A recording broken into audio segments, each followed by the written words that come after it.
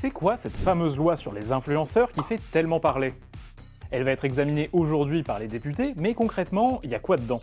Est-ce que c'est bientôt la fin des influenceurs, comme certains ont pu le dire? On vous explique tout ça en une minute, ou presque. D'abord, cette proposition de loi rappelle des choses qui existent déjà.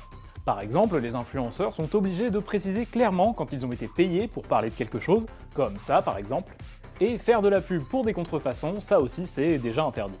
Ensuite, elle crée une définition de l'influenceur.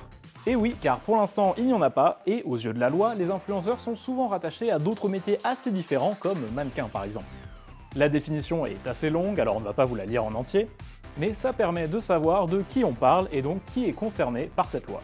Cette proposition de loi veut aussi limiter la publicité pour certains produits. Si la loi est adoptée, les influenceurs n'auront plus le droit de faire de la publicité pour de la chirurgie esthétique et les partenariats rémunérés pour l'alcool ou les services financiers seront aussi fortement encadrés.